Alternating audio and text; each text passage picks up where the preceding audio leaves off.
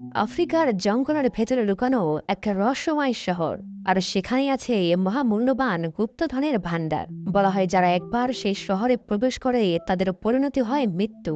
কিন্তু একদল লোক সেই লুকানো শহর আর মহামূল্যবান গুপ্তধনের খোঁজে চলে যায় সেই জঙ্গলে।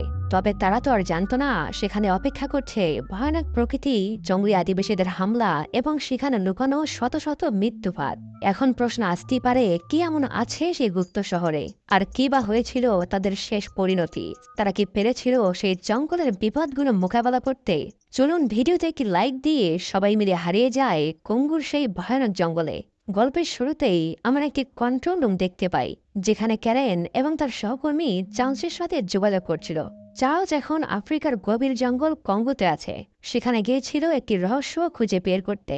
আসলে চার্লস ও তার টিম খুঁজছে একটি বিশেষ ধরনের ডায়মন্ড, যার নাম হলো অ্যালিভিয়া। বলা হয় এই ডায়মন্ডের শক্তি এতটাই যে এর মাধ্যমে পৃথিবীর ইতিহাস বদলে যেতে পারে, এবং এর পাশাপাশি আরো অনেক ভয়ানক কাজ করা যাবে। কিন্তু চিন্তার বিষয় হলো, এই শক্তি যদি ভুল মানুষের হাতে চলে যায় তাহলে পুরো পৃথিবী ধ্বংস হয়ে যেতে পারে।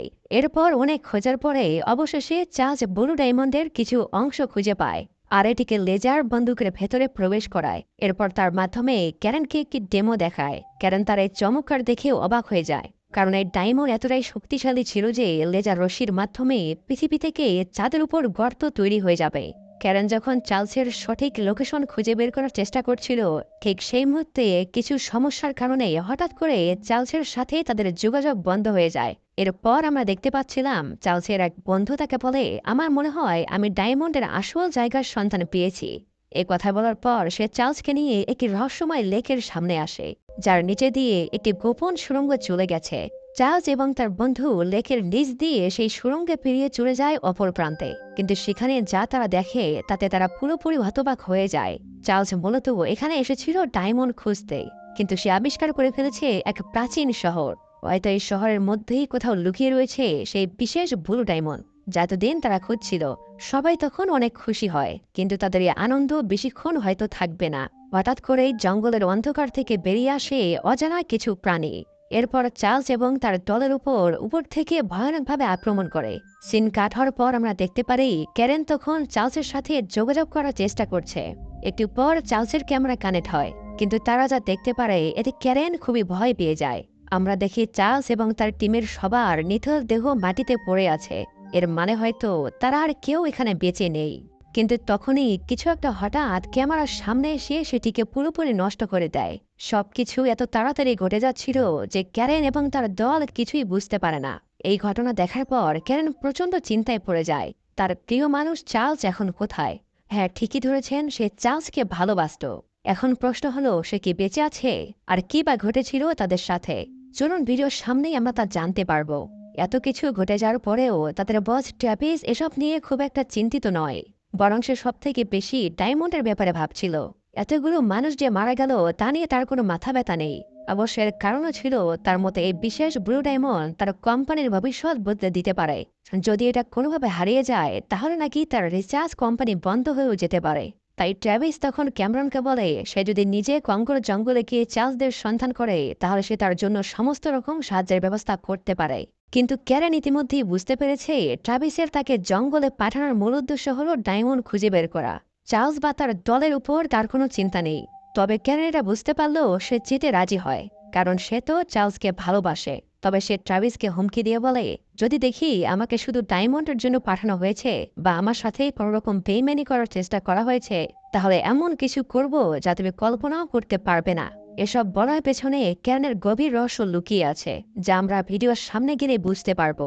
এরপর ক্যারেন পুরোপুরি তৈরি হতে থাকে কঙ্গোর জঙ্গলে যাওয়ার জন্য। অন্যদিকে আমরা পিটার নামের এক বিজ্ঞানীকে দেখতে পাই। সে এমন একটি ডিভাইস আবিষ্কার করেছে যার মাধ্যমে লাইন ল্যাঙ্গুয়েজকে ভাষায় রূপান্তর করা যায়।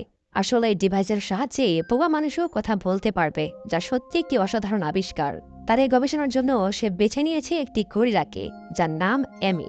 আমরা দেখি এমি ছিল খুবই বুদ্ধিমান। পিটার তাকে অনেক দিন ধরেই সেই ডিভাইসের মাধ্যমে সাইন ল্যাঙ্গুয়েজ শেখাচ্ছে। এ কারণে পিটার একদিন সবার সামনে তার এই আবিষ্কার প্রদর্শন করে। সেখানে আসা সমস্ত লোক অ্যামির এরকম কথা বলা দেখে অবাক হয়ে যায়। সবাই তার এই আবিষ্কারের জন্য তার অনেক প্রশংসাও করে। কিন্তু এসবের মাঝেও পিটার বেশ চিন্তিত, কারণ অ্যামি প্রায় দুঃস্বপ্ন দেখত। একদিন সে তার স্বপ্নের দৃশ্যগুলোকে আঁকতে শুরু করে, আর সেই অদ্ভুত ছবিগুলো দেখে পিটার অনেকটাই অবাক হয়। কারণ সেখানে অ্যামি নিজের আসল ঘর, বন জঙ্গল এবং তার জাতিদের ভীষণ মিস করছিল। এই বিষয়গুলো সে ছবির মাধ্যমে তুলে ধরে। আর এই কারণেই পিটার সিদ্ধান্ত নেয় অ্যামির বন্ধু হিসেবে তার দায়িত্ব তাকে নিজের বাড়িতে ফিরিয়ে দেওয়া। ফলে সে অ্যামির জন্মস্থান খুঁজতে শুরু করে। এভাবে অনেক খোঁজার পরে সে অবশেষে সে কাঙ্ক্ষিত স্থান খুঁজে পায়। কিন্তু অদ্ভুতভাবে আমরা দেখতে পাই এটা ঠিক সেই জায়গা যেখানে চার্লস এবং দলের সবাই রহস্যময়ভাবে হারিয়ে গিয়েছিল।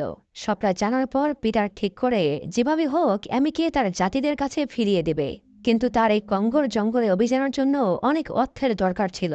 তাই পিটার তার বসের কাছে গিয়ে কঙ্গো অভিযানের জন্য আর্থিক সাহায্য চায়। কিন্তু তার বস তাকে স্পষ্ট জানিয়ে দেয় সে এই অভিযানের জন্য কোনো প্রকার সাহায্য সহযোগিতা করতে পারবে না।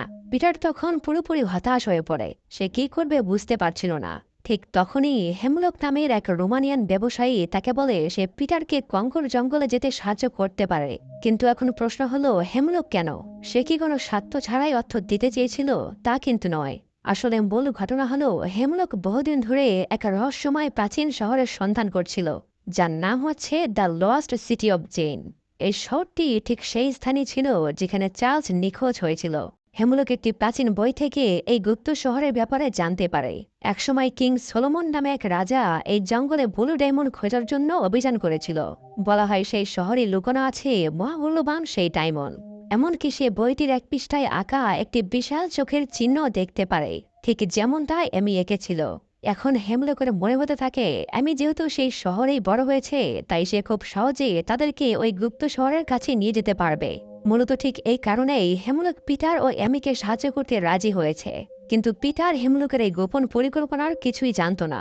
সে মনে করেছিল হেমলক হয়তো পশু পাখি ভালোবাসে, তাই এমনটা করেছে। তাদের সব প্রস্তুতি শেষ হলে পরদিন তারা জঙ্গলের অভিযানের জন্য বিমানবন্দরে চলে আসে। কিন্তু প্লেনে ওঠার সময় পিটার এবং ক্যারেনের দেখা হয়ে যায়। এরপর দুজনে পরিচিত হয়ে কথা বলার পর বুঝতে পারে তারা দুইজনই আলাদা লক্ষ্যে হলেও তাদের গন্তব্য একই ছিল, সেই কঙ্গোর ভয়ানক জঙ্গল, যেখানে জানা অজানা সব বিপদ অপেক্ষা করছিল তাদের জন্য। ঠিক তখন আমরা দেখি ক্যারেন তাদের সুরক্ষার জন্য অত্যাধুনিক সব অস্ত্র সাথে নিয়েছিল, যা তাদের জঙ্গলের ভিতরে টিকে থাকতে সাহায্য করবে। দীর্ঘ অনেক সময় যাত্রা করার পর তাদের বিমানটি সেন্ট্রাল আফ্রিকা এসে ল্যান্ড করে। কিন্তু সেখানে তখন আতঙ্কবাদীদের ভিতরে যুদ্ধ চলছিল, মানে তাদের কঙ্গোর জঙ্গলে যাওয়া এখন অনেকটাই কঠিন হয়ে গেছে। তাই ক্যারেন সেখানকার মুন্ডো নামের এক স্থায়ী লোককে তাদের দলে নেয়, কারণ সে কঙ্গোর জঙ্গলকে অনেক ভালো করেই চিনত। সে তাদেরকে জঙ্গলের ভয়ানক সব বিপদ থেকে টিকে থাকতে সাহায্য করবে। এরপর তারা বিমানে করে ফাইনালি কঙ্গোর জঙ্গলের উদ্দেশ্যে রওনা দেয়। বেশ অনেকটা সময় যাত্রা করার পর তারা কঙ্গোর জঙ্গলের উপরে চলে আসে। তবে এখন তারা নিরাপদ একটি জায়গা খুঁজছিল যেন তাদের বিমানটিকে তারা ল্যান্ড করাতে পারে। কিন্তু ঠিক তখনই জঙ্গলে থাকা আতঙ্কবাদীরা তাদের প্লেনটির দিকে মিসাইল নিক্ষেপ করে। এতে করে তাদের বিমানের কিছু অংশ ভেঙে যায়। সবাই বুঝতে পারে যে বিমানটি যে কোনো মুহূর্তে ক্র্যাশ করতে পারে। এখন তাদের সামনে একমাত্র উপায় ছিল বিমান থেকে প্যারাশুট দিয়ে লাফ দেওয়া। তা না হলে এই বিমান মাটিতে ক্র্যাশ করলে তাদের পরিণত হবে মৃত্যু। এজন্য অবশেষে সবাই প্যারাশুট নিয়ে বিমান থেকে লাফিয়ে পড়ে। কিছুক্ষণ পর আমরা দেখতে পাচ্ছিলাম সবাই নিরাপদে জঙ্গলের মধ্যে নামতে সক্ষম হয়েছে। তারা এত বড় বিপদ থেকে বাঁচার পরেও সবাই অনেকটা ভয়ের মধ্যে ছিল, কারণ যে কোনো সময় এই জঙ্গলে তাদের উপর বিপদ নেমে আসতে পারে। সবাই অনেক ক্লান্ত থাকার কারণে সেখানে তাঁবু তৈরি করে। মূলত আজকের রাতটা তারা এখানেই থাকবে বলে সিদ্ধান্ত নিয়েছে। অন্যদিকে ক্যারেন স্যাটেলাইটের মাধ্যমে তার বস ট্র্যাভিসের সঙ্গে যোগাযোগ করে এবং তাদের বর্তমান অবস্থা তাকে জানিয়ে দেয়। এভাবে সেদিনকার রাতটা কোনো মতে কেটে গেলে পরদিন খুব ভোরের দিকে তারা আবার সামনের দিকে যাত্রা শুরু করে।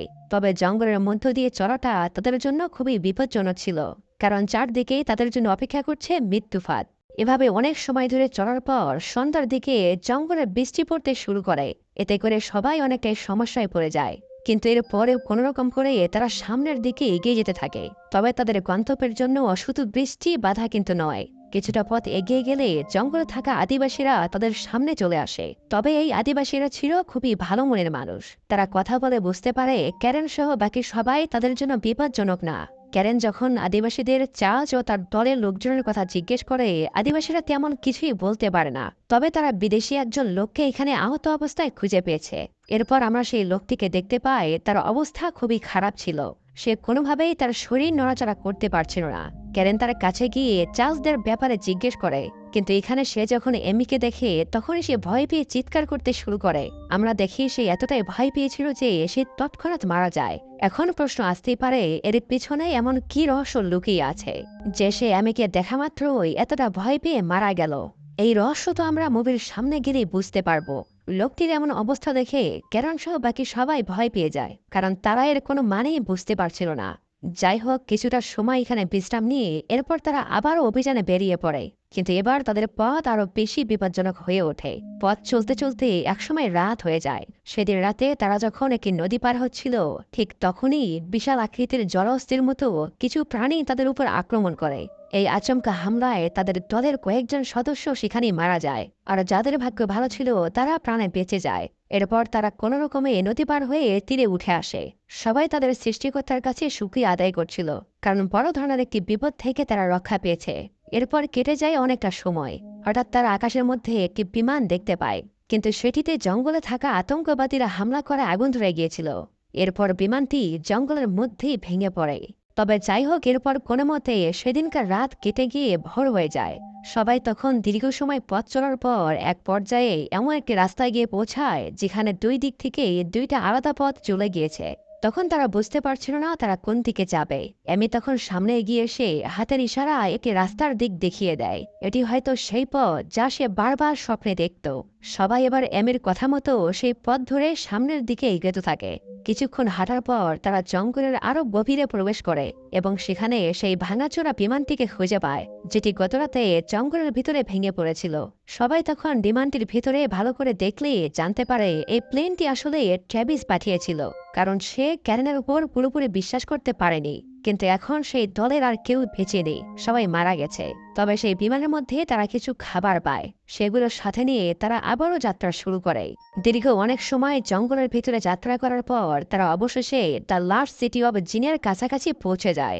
জঙ্গলের ভেতরে এরকম এক প্রাচীন শহর দেখে সবাই অবাক হয়ে যায়, কিন্তু এদের মাঝে সবচেয়ে খুশি ছিল হেমলক। আমরা দেখতে পারি শহরটির সামনে একটি বিশাল মূর্তি ছিল।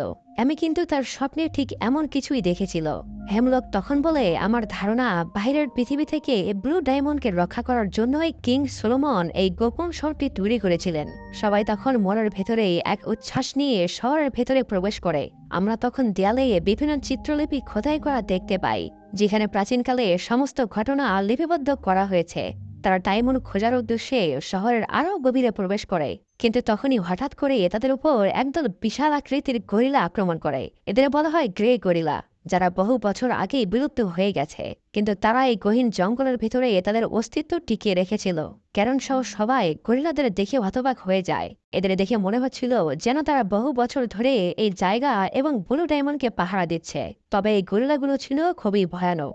সবাই তখন বিভিন্ন অস্ত্র দিয়ে তাদের সাথে লড়াই করার চেষ্টা করে, কিন্তু এদিকে যত সময় যাচ্ছিল গরিলার সংখ্যাও বাড়তে থাকে। ফলে এক প্রকার বাধ্য হয়ে ক্যারন সহ বাকি সবাই কোনো মতে সেখান থেকে বেরিয়ে আসে। এখন হয়তো বুঝতে পারছেন চার্লসের দলের শেষ জীবিত থাকা লোকটি কেন এমিকে দেখিয়ে ভয় পেয়ে মারা গিয়েছিল। মূলত এই গরিলাগুলো চার্লসের দলের উপর আক্রমণ করে, তাই লোকটি ভেবেছিল এমি হয়তো তাদের দলেরই একজন। যাই হোক, এরপর সেদিনকার রাতটা তারা জঙ্গলের একটি জায়গায় তাঁবু করে কোনোভাবে কাটিয়ে দেয়। পরদিন সকালে তারা আবার সেই শহরের মধ্যে প্রবেশ করে। হেমলক তখন দেয়ালে খোদাই করা সিম্বলগুলো দেখে বুঝতে পারে এই গরিলাগুলোকে মূলত কিং সোলোমন প্রশিক্ষণ দিয়েছিলেন, যাতে তারা ব্লু ডায়মন্ডকে বাহিরের শত্রুদের হাত থেকে রক্ষা করতে পারে। এদিকে পিটার সেখানে শত শত মানুষের কঙ্কাল দেখতে পেয়ে খুবই ভয় পেয়ে যায়। আসলে এই মানুষগুলো হয়তো তাদের আগে এখানে এই মহামূল্যবান ডায়মন্ডটি নিতে এসেছিল। সবাই তখন বুঝতে পারে যে এখানে বেশিক্ষণ থাকলে হয়তো তারাও মারা যেতে পারে, তাই সবাই সিদ্ধান্ত নেয় যত তাড়াতাড়ি সম্ভব এই জঙ্গল থেকে বেরিয়ে যেতে হবে। কিন্তু ঠিক তখনই পাশের হাজার বছর ধরে ঘুমিয়ে থাকা আগ্নেয়গিরি জেগে ওঠে। সেই শহরের মধ্যে শুরু হয় প্রচণ্ড ভূমিকম্প। তখন ভূমিকম্পের ধাক্কায় ক্যারেন এবং বাকি সবাই সেখানকার ভেতরের একটি বিশাল সুড়ঙ্গে পড়ে যায়। তবে এতে করে তাদের লাভই হলো, কারণ এই সুড়ঙ্গের শেষ প্রান্তে রয়েছে তাদের কাঙ্ক্ষিত সেই ব্লু ডায়মন্ডের গুপ্ত ভাণ্ডার। সবাই কিছুটা পথ সামনে এগিয়ে গেলে পুরোপুরি হতবাক হয়ে যায়, কারণ তাদের চারপাশে ছড়িয়ে ছিটিয়ে পড়ে আছে অমূল্য সব ব্লু ডায়মন্ড, যার জন্য তারা এতটা ঝুঁকি নিয়ে এই জঙ্গলে এসেছিল। এটা দেখার পর সবাই অনেক খুশি হয়, কিন্তু তাদের এই খুশি হয়তো বেশি সময় থাকবে না, কারণ এটাই ছিল গ্রে গরিলাদের আসল বাসস্থান, যেখানে কিং সোলেমন তাদের প্রশিক্ষণ দিয়েছিলেন। এরপর দেখা যায় বিশাল এক বাহিনী নিয়ে গ্রে গরিলারা ক্যারেনদের উপর আক্রমণ করতে শুরু করে। মুন্ড্রো সহ সবাই বিভিন্ন অস্ত্রের সাহায্যে গরিলাদের সাথে লড়াই করার চেষ্টা চালিয়ে যাচ্ছিল, তবে এতে করে কোনো কাজ হয়নি, কারণ গরিলারা সংখ্যায় ছিল অনেক এবং তারা ছিল খুবই হিংস্র। এক পর্যায়ে আমরা দেখি হেমলক সেই গরিলাদের হাতে বাজেভাবে মারা যায়। এদিকে ক্যারেন দেখে চার্লসের নিথর দেহ কঙ্কালগুলোর মধ্যেও পড়ে আছে। এসব দেখে সে মানসিকভাবে খুবই ভেঙে পড়ে, কারণ যার জন্য সে এত দূর পর্যন্ত এসেছিল সে ভালোবাসার মানুষটি আর বেঁচে নেই। যাই হোক, তাদের হাতে বেশি সময় ছিল না, কারণ আগ্নেয়গিরির লাভা ধীরে ধীরে এই জায়গাতে প্রবেশ করতে শুরু করেছিল।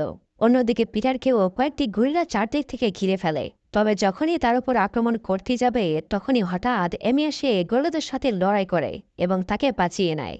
এরপর দেখা যায় ক্যারেন, মুনরো, পিটার এবং অ্যামি কোনো রকমে এসে ভয়ঙ্কর শহর থেকে বেরিয়ে আসে। ঠিক সেই মুহূর্তে শহরের মধ্যে আগ্নেয়গিরির লাভা স্রোত প্রবেশ করে।